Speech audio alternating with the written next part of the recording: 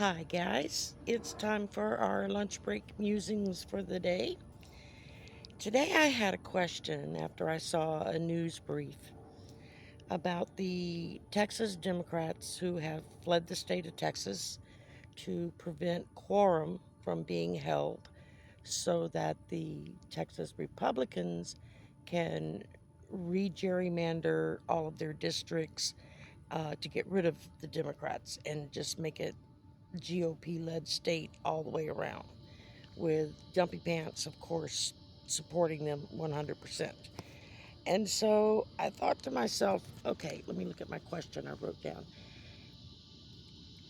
Trump has assigned the FBI to assist Abbott and crew to hunt down the Texas representatives, Texas Democratic representatives that that had left the state to prevent the quorum. Well, Dumpy has issued that the FBI is going to join the hunt to hunt them down and arrest them and bring them back to Texas so that quorum can be filled so that they can then gerrymander all of the districts so that they basically wipe away any Democrats from being voted, and it'll be an all Republican state. This is not only infuriating, it is insulting as hell. It's telling the voters of Texas, your thoughts, your choices, your wishes do not matter. Just what we want matters.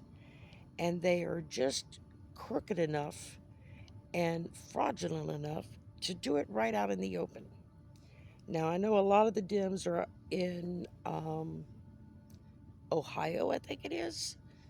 Or is it Iowa? I don't know. Wherever Governor Pritzker is, that's where they are because he's protecting them. So that's going to bring down some heat onto his state as well and him. But hey, he's a billionaire. He can buy people off.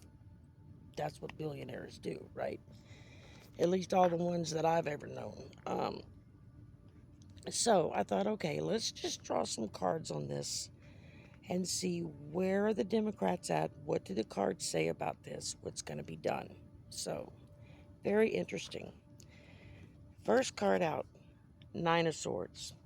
So this is, we are basically, sorry, I'm trying to put those down once I go. Basically, the Nine of Swords is worry, unable to sleep because of worry. Yeah, they're very worried and they're not sleeping very well because they don't know what's going to happen next. And then from there, I drew the Four of Pentacles. Now, with that, we're talking about conserving their resources. I got cards going everywhere. Conserving their resources, and basically, they're just trying to hold on to what they've got right now. And in order to do that, they're running, basically. So, seems like it wasn't that long ago. I remember the GOP doing that in Wisconsin, I think it was, to prevent quorum in their house from stuff getting passed. And then from there, I drew the, what is this? The Knight of Swords. Now, Knight of Swords. The Dems are on a mission. They are laser focused, single minded. They're on a mission. They know exactly what it is they want to do, and they're doing it. They're doing anything and everything they can in their power to prevent this blatant grab for power by Abbott and Trump and the GOP. And then from there, I drew the Two of Swords.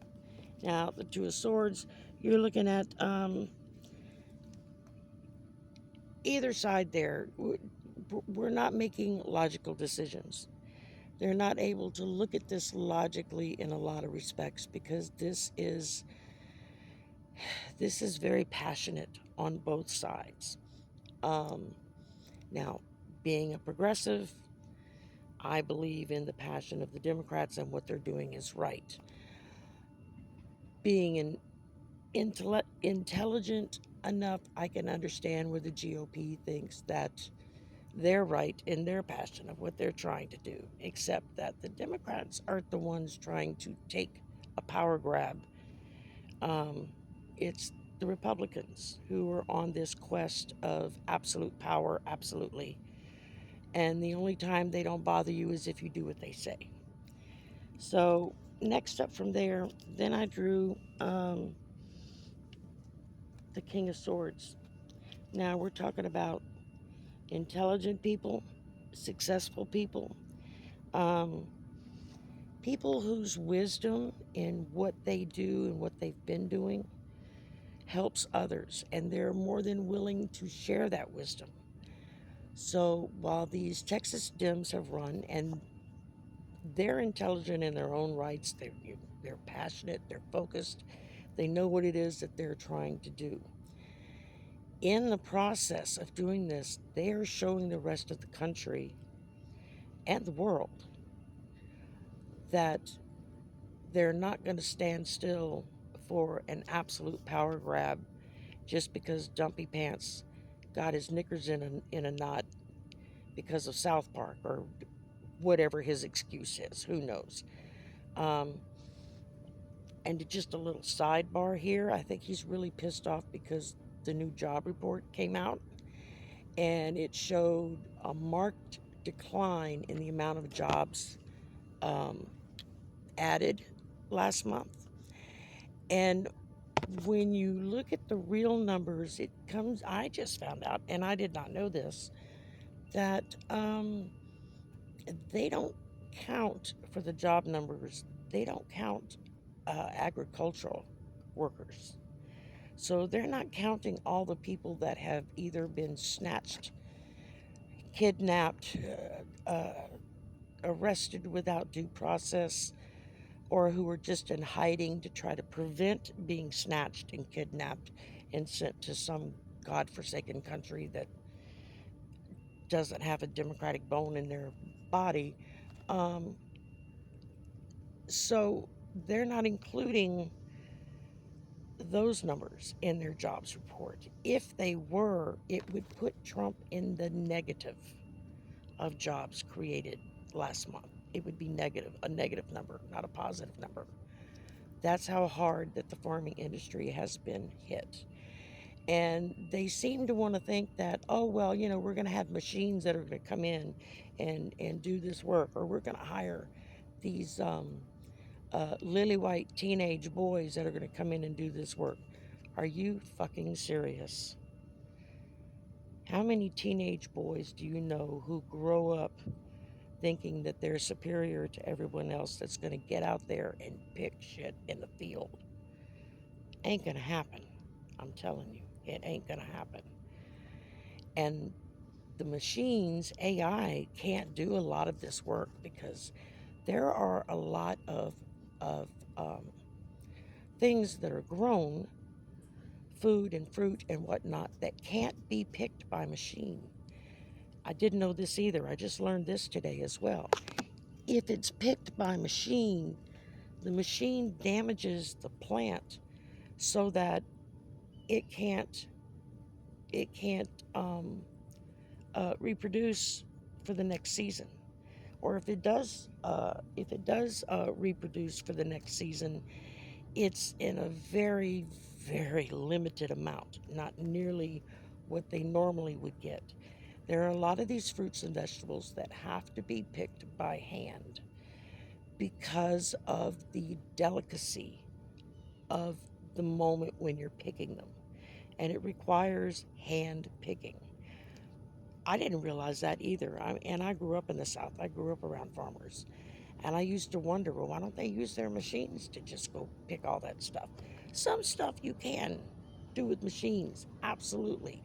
And it's wonderful because I spent a summer picking cotton once when I was a teenager. I will never do that kind of work again. Trust me. That was back-breaking work where your hands bled every day. The leaves on a cotton plant, or the edges, are razor sharp and will slice your hands up to no end. Okay, back to the original question. Sorry, that popped in my head. I wanted to get it off. So, King of Swords. So the Dims are, they're trying to use they're using their brains. They know, okay, we've got to get out of the state so quorum can't be made. So they can't do this ridiculous power grab. And in the process, they are showing and teaching the rest of the country, especially the Democrats, that, hey, you very well may be having to take this step yourself, because it's gone beyond any reasonable doubt of what they're trying to do. And then the last card I drew was the Five of Swords. A lot of damn swords in this draw. I mean, one, two, three, four, 5 swords out of 6 cards. So the Five of Swords is victory at great cost. So this is telling me that we're going to be successful in the end. Like I said, it's my looking through my rose-colored glasses again. I truly believe that the good guy always wins. It's going to be a long, hard battle. It may even be a very bloody battle, which wouldn't surprise me none. People are going to get hurt, seriously hurt. And we will have victory in the end, but at what cost? It's going to cost us, y'all. It's going to cost us a lot. And we need to be prepared for that. Again, they're putting the movie scene in my head from The Untouchables, when Sean Connery's character has been shot and is dying, and Kevin Costner's character is trying to understand his garbled message that Sean Connery's trying to pass to him. This is who did it, and this is where to go to get to the bookkeeper, blah, blah, blah. And at a pivotal point, just before that character dies, he looks at Elliot Ness, Kevin Costner's character, and he says, "What are you prepared to do? What are you prepared to do?" That's where we are right now, y'all. That is right where we are. What are you prepared to do? What are you prepared to do to protect your freedoms and your rights? What are you prepared to do to protect your democracy? We've had President Zelensky over in the Ukraine showing the world for the last, 3 years, what it means to protect their democracy and their freedoms. And it's costing them. It's coming at great cost, with a lot of lives lost. But in the end, they're going to win, because I believe good always wins in the end. Maybe that's my own naivety that I believe that, but that's what I believe. But it's going to be one hell of a bloody road to get there. And it's going to come at great cost. And a lot of us are going to be hurt because of it in numerous different ways. So, get out your boxing gloves. Pull out your faded fatigues that are in the back of the closet that you took off when you finished your last day of service and didn't think you'd ever put back on again. We're heading into a battle of the soul of this country, and we have to be ready to fight. We have to be ready to fight. And I think that our hope, our little silver bullet here in the end of this message, is the Five of Swords, victory at great cost, but victory nonetheless. All right, y'all hang in there. Take it one day at a time. Be frugal, like I've been telling y'all. Start stashing money, cash money, not in the bank, not in a 401k or an IRA. Start keeping cash. Stash it. Get you somewhere where you can stash cash and no one will know where it's at. that is easily accessible, that if you have to pack up and run in the middle of the night, you got the money to do it. All right? I don't think we're going to come to that point, but it's going to be close. And there are some that it may come to that point for some of us. So just be, as my grandmother always said, prepare for the worst, hope for the best. We're real good about that down here in the South, beginning of hurricane season. We start prepping for the worst and we pray for the best. And hopefully you never have to use those supplies you stock or anything.